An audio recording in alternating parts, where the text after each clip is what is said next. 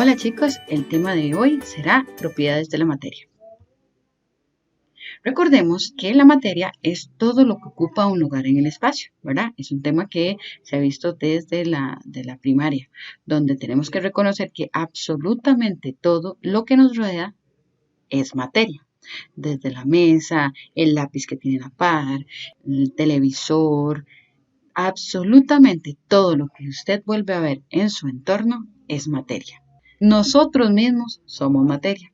Estamos compuestos por un montón de sustancias que nos va a decir las características que nosotros tenemos. Entre ellas, las propiedades. Tenemos lo que son las propiedades generales. De la misma manera que cada persona tiene su propia apariencia y personalidad, cada sustancia tiene sus propiedades que la distinguen de otra. Las propiedades nos permiten identificar la materia y son propias de cada cuerpo o sustancia. Las propiedades que son las comunes en toda clase de materia se le llaman generales y dependen de la cantidad de materia, como por ejemplo la masa, el peso y el volumen. Recordemos, la masa es una medida de la cantidad de materia que tiene un cuerpo. El peso es la medida de la fuerza gravitacional con que es atraída la masa de un cuerpo. Y el volumen es el espacio que ocupa un cuerpo. Bien, no es lo mismo masa que peso, ¿verdad? Mencionábamos en las clases anteriores, la masa es la cantidad medible en una báscula, ¿verdad?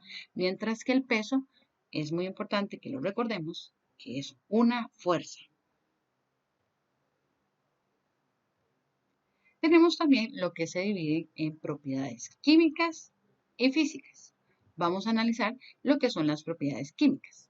Entre las propiedades químicas podemos definir que son las que determinan el comportamiento de las sustancias, es decir, pueden variar de forma o también reaccionar. Entre ellas tenemos la combustión, la oxidación, la toxicidad, la reactividad y la fermentación. Entre la combustión es un proceso que le permite a las sustancias quemarse en presencia de oxígeno, produciendo dióxido de carbono. Muy importante tomarla en cuenta cuando vemos que hay que calentar un objeto. Es importante que sepamos que gracias al oxígeno presente en el aire es que se puede dar esta combustión. Ahí tenemos una imagen de gente haciendo malabarismo. Un ejemplo. Luego tenemos lo que es la oxidación, que es la forma de derrumbe y corrosión por reacción con agua y principalmente el oxígeno, ¿verdad? Hemos visto que a veces cuando dejamos materiales metálicos en la afuera, ¿verdad? Cuando está lloviendo y luego empiezan a presentar este derrumbe, ¿verdad? Y esta corrosión que nos indica que el material está oxidándose. También otra aplicación de la oxidación es cuando vemos los alimentos, cuando vemos los alimentos que se empiezan a oxidar, se empiezan a madurar, ¿verdad? Que también es importante que sepamos que esos procesos podemos hacerlos más lentos. Por ejemplo, no sé si ustedes han visto que hay gente que agarra los alimentos y los deja en bolsas, ¿verdad? Después de ir a la feria, ¿verdad? Y los deja encerrados en bolsas. Esto aumenta, ¿verdad? La concentración de una sustancia muy importante en los alimentos que se llama etileno y eso hace que se maduren todavía más rápido. ¿Verdad? No sé si ustedes han visto a los abuelos que tal vez tienen un racimo de bananos ahí en el palo y lo llenan, lo envuelven en una bolsa, ¿verdad? Esto no es para que nada más no se le paren las moscas, sino también esto hace que esas plantas o esos alimentos empiecen eso lo que hace es que esas frutas eh, se maduren más rápido. ¿Bien? Entonces, uno de los principales ejemplos, ¿verdad? Tenemos los metales que principalmente son los que hay que cuidar bastante para que se oxiden, pero existen, recordemos que existen también materiales como pinturas de anticorrosión con las que se pueden pintar para evitar esa oxidación. ¿Bien? O no evitarla, sino que retardarla. Luego también tenemos lo que es la toxicidad, que es la sustancia que provoca un trastorno o muerte de un organismo, ¿verdad? Eso va a ser la toxicidad, por lo que es beneficioso utilizado en la producción de insecticidas, fungicidas, herbicidas para el control de plagas, ¿verdad? Esto es como lo que más es la aplicación principal de las propiedades tóxicas, ¿verdad? De algunos alimentos o algunas sustancias que van a favorecer al control de plagas. Luego tenemos por acá lo que es la reactividad, que es la capacidad que permite a una sustancia reaccionar al estar en contacto con otra sustancia. Lo podemos ver en cuanto a cuando hacemos reaccionar una sustancia con otra, ¿verdad? Para permitirnos obtener otra que necesitemos. No sé si ustedes han visto, pero por ejemplo, hay gente que no sabe que echar cloro en los baños, en los servicios sanitarios, produce una reacción con el agua y la concentración de sales que están en el baño y provoca la muerte de muchas de las bacterias que están dentro del baño, que permiten más bien que se degrade todas las heces y todas esas sustancias, ¿verdad? Que son los desechos, ¿verdad?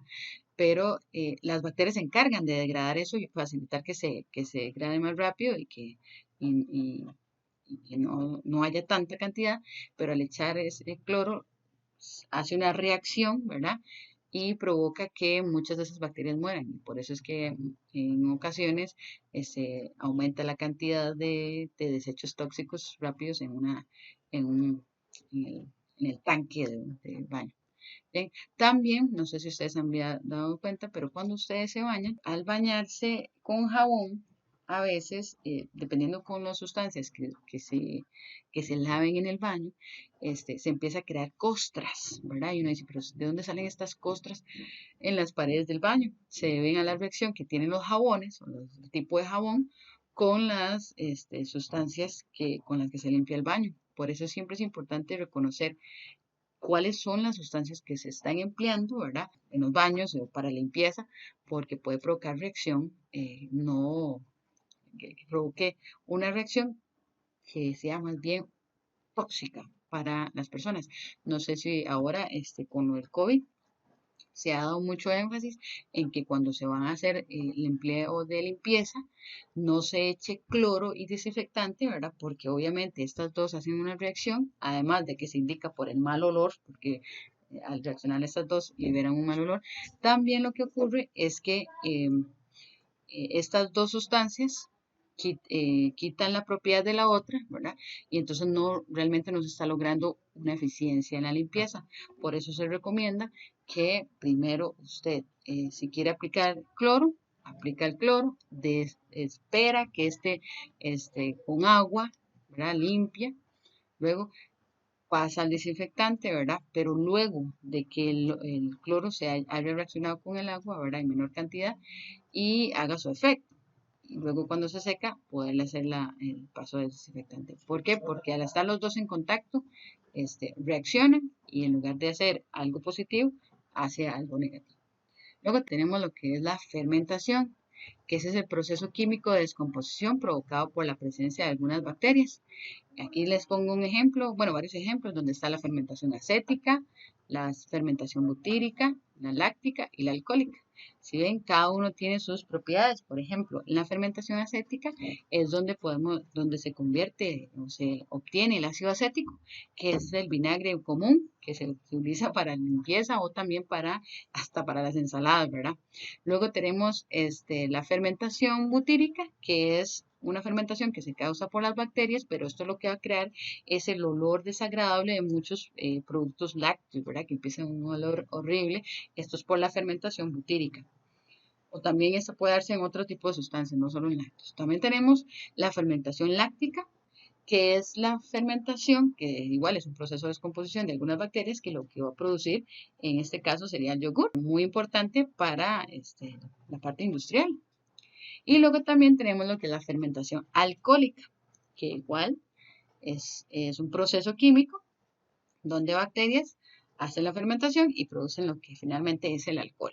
Entonces, si ustedes ven, muchas de estas propiedades, gracias a esto, es que la industria ha podido sacarle provecho. Producción de comida, de alcohol, de vinos, de vinagre, ¿verdad? Por eso es muy importante reconocer las propiedades que tienen las sustancias.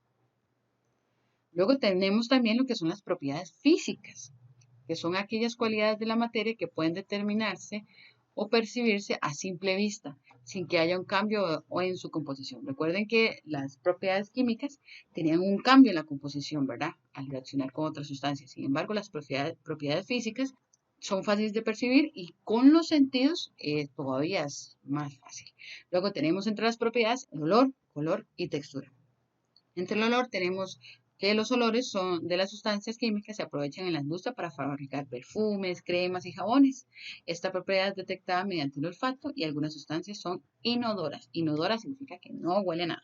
Bien, ustedes saben que actualmente no, se aprovechan de la naturaleza, de las plantas, ¿verdad? Principalmente esos olores, esas esencias, y se extraen, ¿verdad? Para incluírsela a otros productos, no sé, jabones, ¿verdad? Como tal, como decía ahí, jabones y cremas gracias a estas sustancias lipídicas que liberan eh, las flores o las plantas. Luego tenemos el color, que es una propiedad que se percibe por medio de la retina por el fenómeno de la luz solar llamado reflexión y absorción de la luz, ¿verdad? Que esa gama de diferentes colores que la mayoría de personas podemos ver, ¿verdad? A diferencia de los daltónicos que tienen dificultad para la percepción de muchos, de algunos colores. Luego tenemos la textura, que es la propiedad que se determina por la disposición en el espacio de las partículas de un cuerpo, ¿verdad? Como las partículas están en una parte, una estructura diferente, entonces gracias a eso podemos percibir de forma diferente todas las texturas. Por ejemplo, no es lo mismo tocar una cebolla, la textura de la cebolla, que la de un pan, que la de los macarrones, que un poco de Nutella, un poco de chocolate, ¿verdad? Y hasta la de una fresa. Esas diferencias, en cuanto a la textura, nos va a identificar qué material estamos percibiendo. También tenemos lo que es la elasticidad como propiedad física, la fragilidad, la dureza, la ductibilidad y la maleabilidad.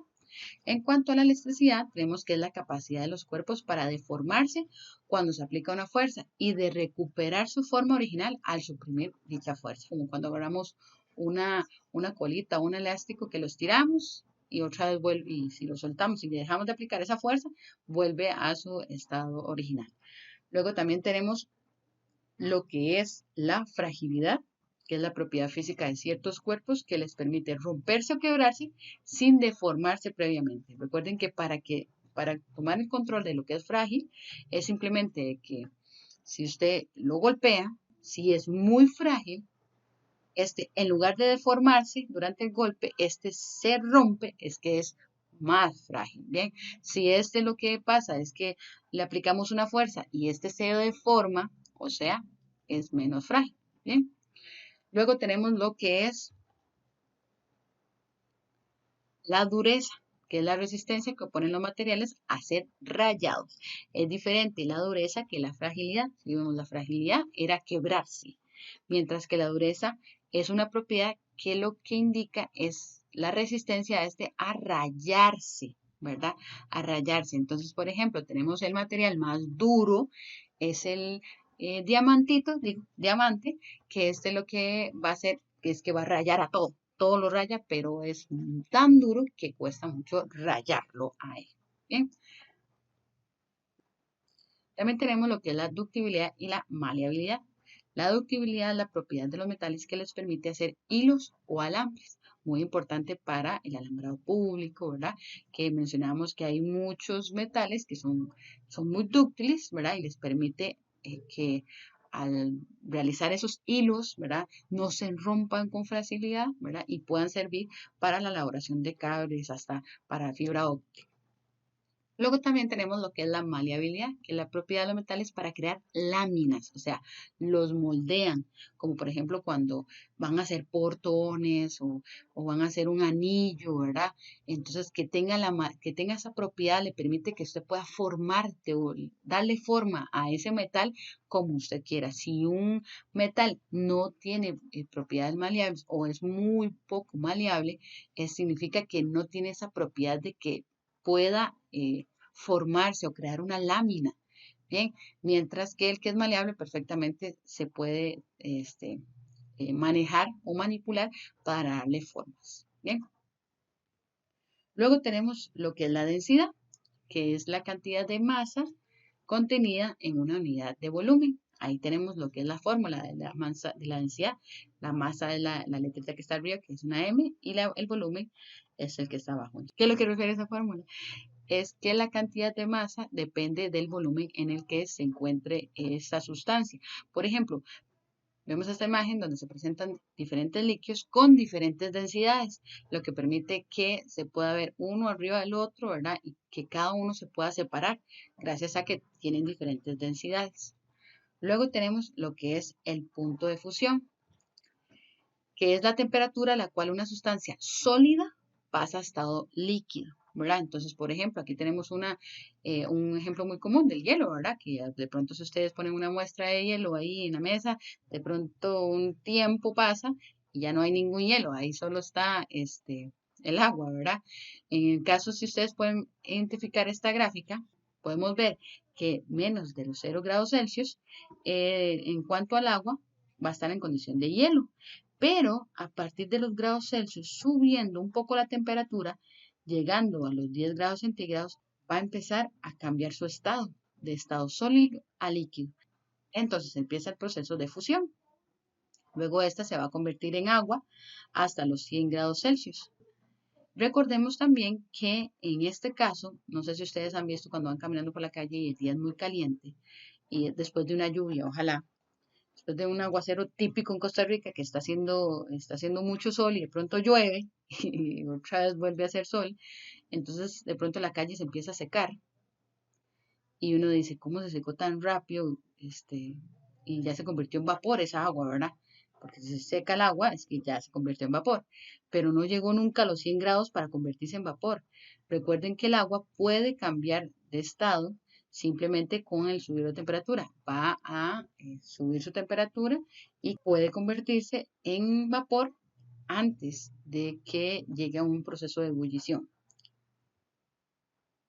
Bien, el punto de ebullición es la temperatura a la cual un líquido pasa a estado gaseoso, ¿verdad? No es lo mismo el proceso de evaporación que el proceso de ebullición. En la evaporación, como comentaban en la parte anterior, es simplemente cuando el agua se evapora, se convierte en gas, mientras que el punto de ebullición es la temperatura a la cual el líquido pasa a estado gaseoso, pero aquí hay algo muy importante, que es cuando empieza el burbujeo. Cuando usted vea que una sustancia está en un proceso de burbujeo, ya es el punto de ebullición, que en el agua, como tal dice en esta imagen, en el agua cuando está en grados Celsius, ¿verdad? 0 grados está en hielo, ¿verdad? Pero cuando llega a los 100 grados centígrados o Celsius, empieza el proceso de ebullición, como cuando ustedes ponen agua a calentar en la cocina y de pronto empieza ese burbujeo. Ese burbujeo indica que el agua en ese momento está a 100 grados centígrados y entonces en ese proceso, en esa misma temperatura, empieza la transformación del agua líquida al estado gaseoso. Bien, pero en este punto de ebullición. Recuerden, no es lo mismo evaporación que ebullición. Evaporación si pasa de líquido a gas, pero en la ebullición pasa de líquido a gas con burbujeo. Bien, luego tenemos lo que es la solubilidad, que es la capacidad que tienen las sustancias para disolverse. Aquí tenemos un ejemplo. Cuando agarramos agua y le echamos una cucharada de sal, el agua va a ser la parte solvente, es el disolvente universal. Y la sal va a ser el soluto, porque es el que está en menor cantidad. Al mezclar estas dos sustancias, lo que va a ocurrir es que la sal se disuelve completamente con el agua, tanto que usted ya no ve las pelotitas de sal, ¿verdad? Simplemente ya se mezcló y eso convierte lo que es una solución, que es la mezcla entre el soluto y el disolvente, ¿verdad? Y eso se le llama el agua salada, ¿verdad? Esa va a ser nuestra agua salada. Entonces, si por ejemplo, esa concentración, esa mezcla que ustedes hicieron, o que se hace, tiene muy poca cantidad de soluto, muy poca cantidad de sal, va a tener una concentración insaturada. ¿A qué se refiere una concentración insaturada? Una que tiene muy poquito soluto y mucho solvente. Entonces, es como cuando usted prueba, vamos a hacerlo cambiando la sal por el azúcar. Si usted hiciera una mezcla donde fuera el café, le echa azúcar y de pronto le echa un poquitito de azúcar nada más en ese solvente, ese disolvente que va a ser el café. Entonces usted lo prueba y no sabe nada dulce. Entonces que su mezcla está insaturada. Pero, por ejemplo, usted llega y agarra la mezcla del café, está muy caliente ese café, y usted le echa ahí una cucharada de azúcar, una cucharada y media de azúcar, y entonces usted lo revuelve y el azúcar se disuelve completamente con el café y sabe agradable de una forma agradable, es la mezcla saturada, ¿verdad? Pero si de pronto se exagera y usted en lugar de echarle la cucharada de azúcar le echa 4 o 5 cucharadas de azúcar y no deja que se disuelva completamente y de pronto usted ve el vaso y ve ese montón de azúcar, ¿verdad? En ese café, estamos hablando que va a convertirse en una mezcla sobresaturada, ¿verdad? Porque tiene mucha cantidad de soluto, que tanta cantidad de soluto que no se va a poder disolver completamente en el disolvente. ¿Ven? Pero sigue todo ese ejemplo, sigue siendo una solución, ¿verdad? Porque estamos agarrando un disolvente, un soluto y va a convertir lo que es una solución. Bien, este es un ejemplo claro de solubilidad. Luego tenemos la importancia de reconocer las propiedades de la materia. Una de las importancias es que gracias a reconocer estas propiedades podemos clasificar adecuadamente los materiales para reciclarlos. Por ejemplo, ustedes reconociendo que todos los materiales, todo lo que es vino de un organismo vivo, ¿verdad? No sé, de una planta, de un animal, la carne, todo lo que se descomponga, que es biodegradable, tiene que ir aparte de las demás sustancias. ¿Por qué? Porque estas se van a descomponer un poco, bueno, se van a descomponer mucho más rápido que las demás materiales. Entonces lo podemos clasificar de una forma separada con esos residuos. También tenemos los plásticos todos, ¿verdad? Tienen diferente proporción, algunos son más duros, otros son más frágiles, ¿verdad? A otros tienen diferentes propiedades, pero si siguen siendo plásticos van a tener el mismo tiempo de degradación. Entonces también lo podemos separar en solo los plásticos. También los vidrios, también los papeles, que también es importante que cuando reciclemos papel, recordemos que el papel no se recicla arrugado, ni sucio, ni mucho menos mojado. La idea del papel es reutilizarlo, por lo que es mejor reciclarlo, ¿verdad? Y no arrugarlo, sino que extenderlo. Cuando uno va a reciclar papel, no se pretende que les entreguen papeles arrugados y mucho menos mojados, sino que simplemente usted lo que hace es que si va a reciclar una hoja de papel, no la arrugue, sino la extiende y se empieza a apilar. También tenemos los metales, que también hay que separarlo de todos estos, porque los metales, si se tocan una gota de agua, ¿verdad? Se pueden romper fácilmente. Por eso es importante separarlo de todos estos. Es importante recordar que si vamos a hacer la práctica del reciclaje, recordar que si vamos a reciclar, hay que secar todo lo que vamos a reciclar. La idea de reutilizar va a ser darle nuevo uso a ese material que ya tuvo un uso. Bien, sin evitando que sea algo que más bien deteriore el ambiente. Es importante también porque nos permite reconocer otras estrategias para evitar que los materiales de nuestro entorno se deterioren, tal como viene la imagen, esta parte donde viene la llave que está herrumbrada. Si sabemos que los metales, si sabemos que los metales generalmente se herrumbran al contacto con el agua, por consiguiente el oxígeno, entonces simplemente le damos tratamiento, o sea, podemos pintarlo, ¿verdad? Para que no se oxide o no se exponga al agua ni a las superficies húmedas. ¿Bien? También es importante porque podemos sacarle provecho a las propiedades para la elaboración de nuevos materiales, o sea, no solo reciclarlo, sino que también reutilizarlo. Reciclar es mi aporte para que una industria o otra compañía se encargue de darle un nuevo fin a mis residuos, ¿verdad?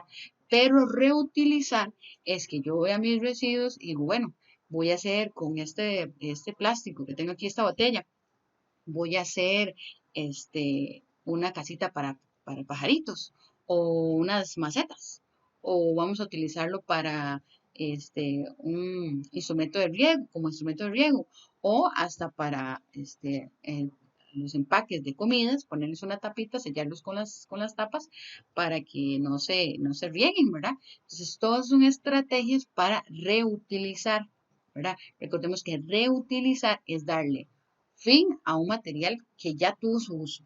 Yo siempre trato de que quede muy claro lo que es reciclar y reutilizar. Reciclar, recordemos que hay que tener un método para la limpieza de todos esos materiales, pero sabemos que el fin de esto es que una empresa aparte se encargue esos residuos y le dé otro fin. Por ejemplo, papeles en Costa Rica, que agarran todos sus papeles y terminan haciendo papel higiénico, ¿verdad? Porque hay compañías que esa va a ser su materia prima y termina todo ese montón de papel que iba para el mar a lo que hace es contaminar, ¿verdad? Simplemente ya tiene un nuevo fin y se vuelve a utilizar. ¿Bien? Se hacen cuadernos, ¿verdad? Y un montón de materiales. La idea de reutilizar es que nosotros, si tenemos un material y queremos darle otro uso, lo hagamos como en el caso de estos materiales. Yo una vez casi me explota la cabeza, una vez que vi que los maestros en una escuela pedían que los chicos se vistieran de un material reutilizable, o sea, reutilizable, así, reutilizable.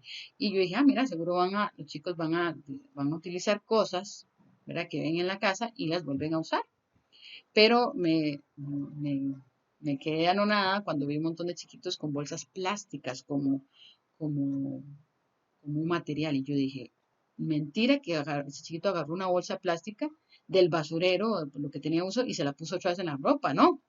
Y había un montón de chiquitos con bolsas de basura vestidos que aparentando de que estaban haciendo un uso reutilizable de un material. No, no nos engañemos, recordemos. Es importante que si usted va a reutilizar, es que ya usted ese material le hizo un uso y luego a ese ya no, como ya no tiene uso, usted le va a cambiar el uso y lo puede transformar en otra cosa. Pero si usted nunca le ha dado un uso, usted no está reutilizándolo en nada. Eso que quede muy claro. Por eso es importante saber la diferencia entre lo que es reutilizar y simplemente agarrar un material y darle un uso, aunque no haya tenido nada. ¿Bien? Luego tenemos lo que es las prácticas. Ahora es tiempo de analizar y responder las preguntas de la guía. Dice, ¿cómo cree usted que una persona no vidente, ciego, puede encontrar objetos en su casa? Solo imagínese el escenario de una persona no vidente. ¿Cómo cree usted que esa persona puede encontrar los objetos? Y responde.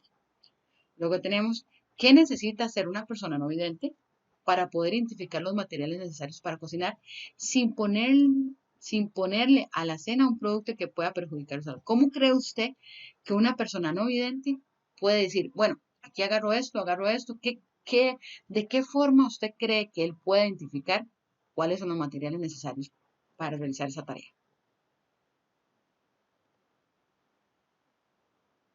Por otra parte, tenemos el tiempo de investigar. Realice una lista de 3 artículos que se encuentren en su casa o alrededor de usted e indique de ellos las características como el color, olor, sabor y cómo se siente en su textura.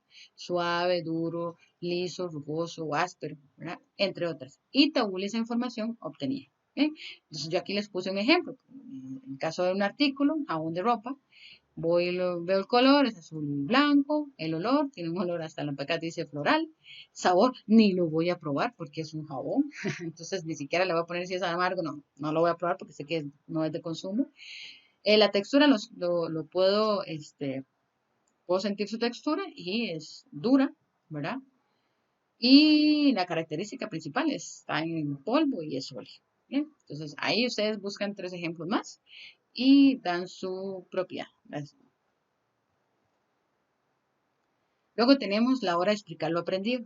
Vas a describir 2 propiedades químicas de los materiales y sus aplicaciones en las actividades cotidianas. Entonces, de las que vimos, del montón que vimos anteriormente, tú escoges 2, ¿verdad? Vas a escoger 2 y vas a decir cuáles son las aplicaciones en las actividades cotidianas. Bien.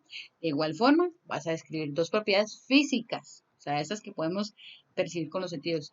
De igual forma, vas a decir cuáles son las aplicaciones en actividades cotidianas.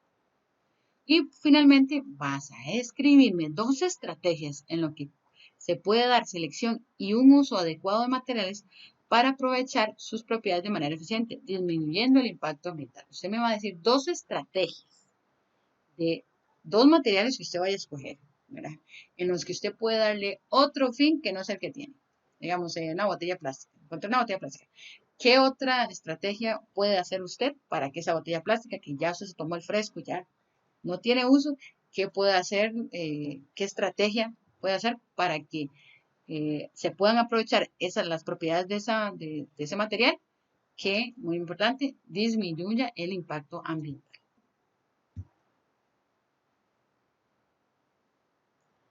Recuerden, en los indicadores, tabular cuál es su nivel de desempeño.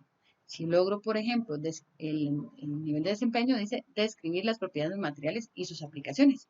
Si pude realizar la parte de la explicación, puntualizando aspectos significativos de los materiales y sus aplicaciones en las actividades cotidianas, pongo avanzado. Bien. Y en la parte de si examina la importancia de la selección y uso de materiales para aprovechar sus propiedades de manera eficiente, si realmente lo que estoy haciendo es detallando aspectos relevantes de la importancia de la selección y uso de materiales para aprovechar sus propiedades de manera eficiente disminuyendo el impacto ambiental, ponemos en parte avanzado. Entonces es importante que aprendamos a hacer nuestra propia autoevaluación de lo que pudimos responder en esta guía. Chicos, sin más, nos vemos pronto.